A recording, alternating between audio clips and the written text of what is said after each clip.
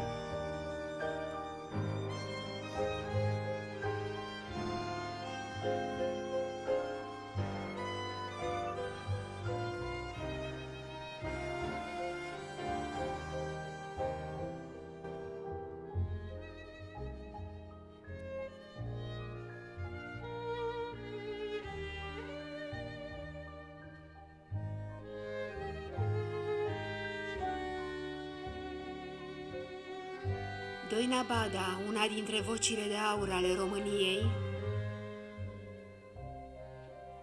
celebrul trio Caban, au fost spre mândria noastră angajați ai Teatrului de Stat de Stradă din Deva. Construit în anul 1910, a fost dat în folosință în 1911 ca teatru orășenesc, numindu-se inițial Ansamblul de Cântece și Dansuri Populare, iar în 1953 s-a numit Fanfara de Stat Deva. Ca instituție de profil, Teatrul Devean a primit adevărata recunoaștere în 1960, fiind cotat ani la rând ca unul dintre cele mai bune teatre de revistă din țară, ai cărui artiști jucau cu sălile arhipline.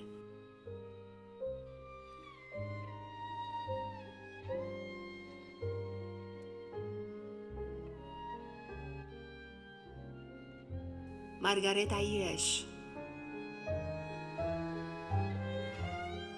Lucica Radulian,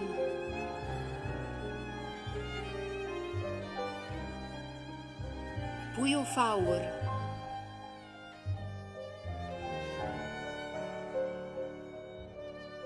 George Casan,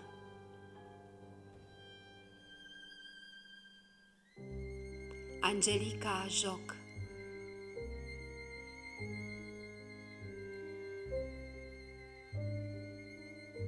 Ileana Zanche,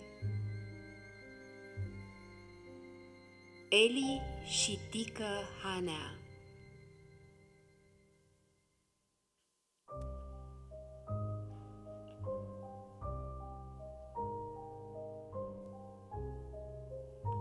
Această veche și reputată instituție de spectacol nu s-a păstrat doar în admirație față de trecutul său glorios, ci dimpotrivă a știut să se despartă de tot ce părea desuet și să devină oglindă a timpului său. Tudor Vianu a afirmat despre arta actorului că strălucește ca soarele și se risipește ca fumul. Un spectacol moare odată cu tragerea cortinei. Se uită. Și e păcat să-i uităm pe artiștii deveni care ne-au încântat cu genul revuistic, un gen de spectacol care a preluat fastul musicalului francez, al cabaretului politic german și s-a prezentat într-un gen diferit, îmbinând într-un mod original glamourul, muzica, baletul, satira politică, umorul și mai ales necazul omului de rând.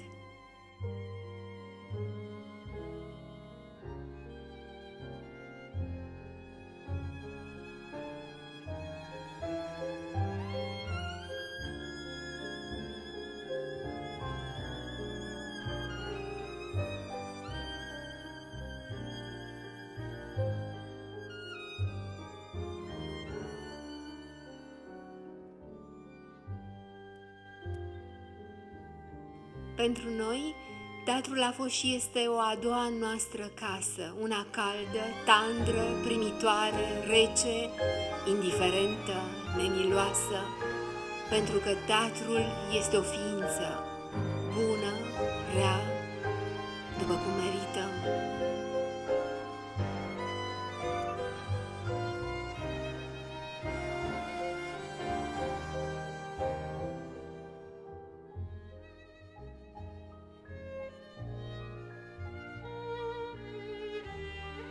Teatrul de artă Deva, o instituție ce va mai avea multe de spus în viața teatrului românesc, posesor al unei vitalități care înfruntă timpul și timpurile.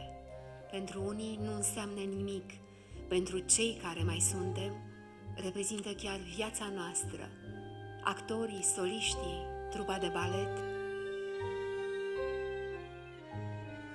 orchestra teatrului condusă de Gheorghe David,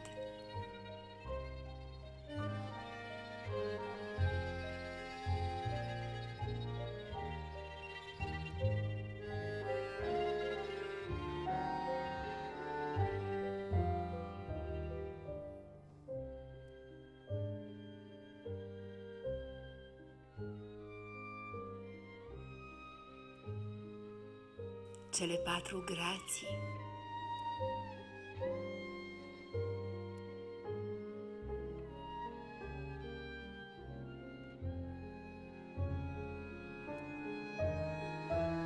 Irina Soroiu,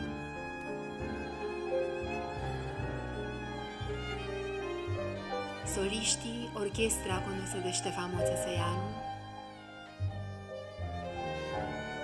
trupa de balet,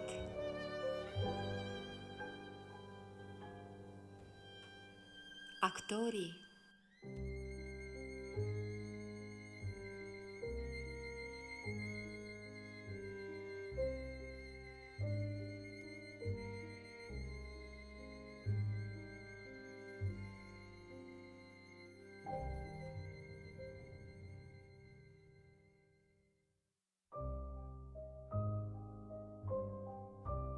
actori, soliști, balerini,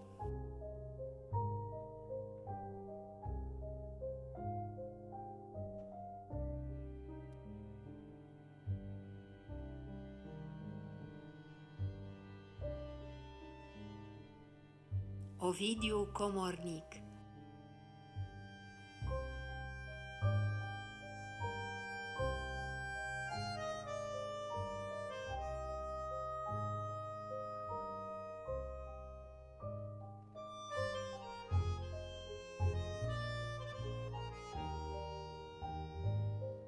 Irina iubește muzica și o simte până în adâncul inimii. A cânta, a dărui, este rațiunea ei de a fi.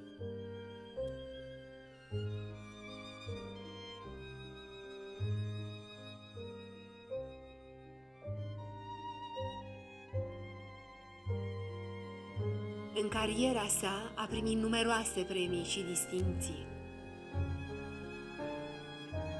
În 15 iunie 1967 câștigă concursul pentru postul de solist vocal la Teatrul de Stradă din Deva și rămâne fidelă acestei instituții și după pensionare.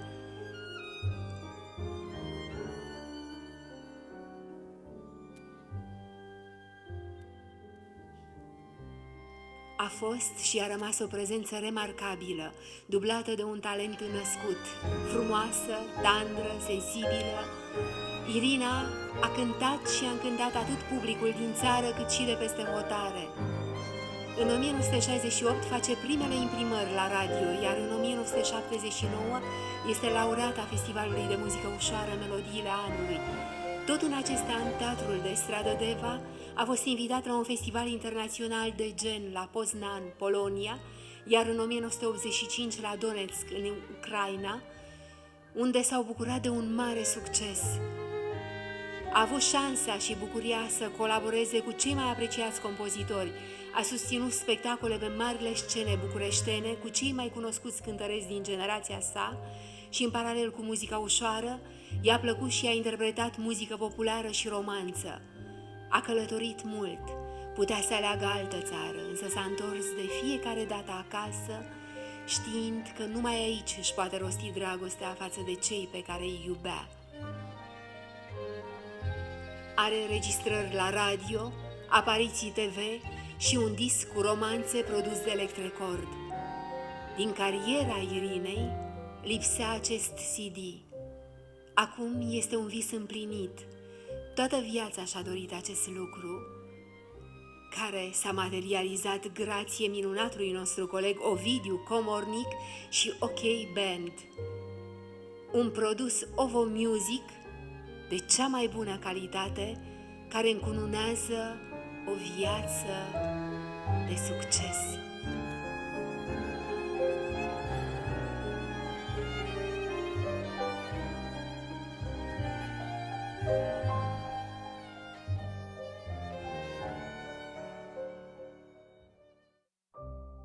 Un autograf pe suflet.